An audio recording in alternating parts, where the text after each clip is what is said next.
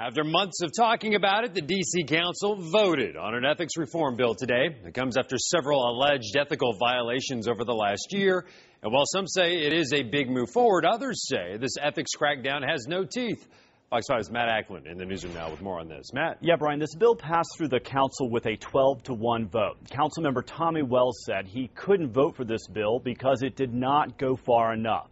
One big surprise today from Council Chairman Kwame Brown, who proposed a measure that would authorize a large majority of the council to remove a council member if there is a serious ethics violation.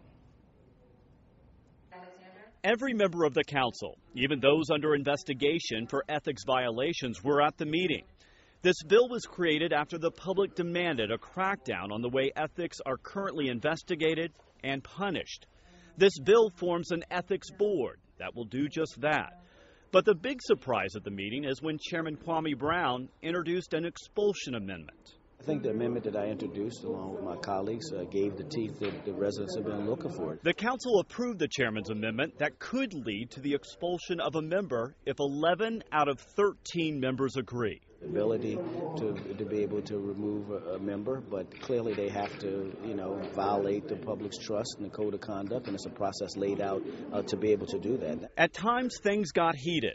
Councilmember Marion Barry got upset when Councilmember Wells proposed an amendment that would force contractors who are bidding on business with the district to make it public if they've contributed to council members' campaigns in the past. The amendment is revised to focus on creating a greater disclosure requirement regarding contractors and pay-to-play influence. I'm just outraged at Mr. Wells and anybody else. I've heard Mr. Graham talk about pay-to-play. You're putting yourself in a hole, which means the citizens will begin to lose confidence in us. Although the constituent service funds were cut in half, council members did agree not to exclude the buying of sporting tickets with that money. There is nowhere written, there's no legislative history, there is no discussion that constituent services funds should only be used for social service issues like burials and people who are missing their rent.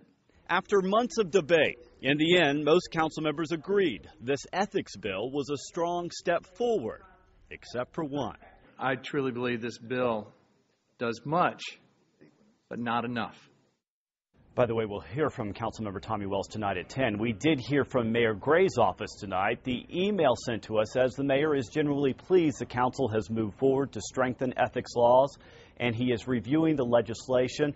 But if he signs it, Brian, it won't be before the new year. That's because it takes some time to get from the council to his office. And his office sent me a message saying that the mayor is not delaying this. It just takes some time to get to his desk. I mean, something you mentioned in your package there, I've been covering city councils for 18 years, and I've never seen a city council more concerned about sporting tickets in my entire life. And once again, it raises its head.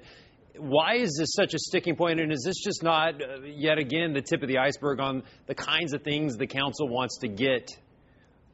Well, I think if you talk to Jack Evans, who has kind of been fighting for that, he'll tell you that he sends his constituents to those games. Those members of his community are actually able to go to those games and enjoy the game. But others say, wait a minute, it shouldn't be used on that. It should be used to be paying for other things, helping your constituents along if they have trouble with their bills, things like that. But Councilmember Evans got his way today, and he'll be able to purchase sporting tickets in the future. All right. Matt Ackland tonight.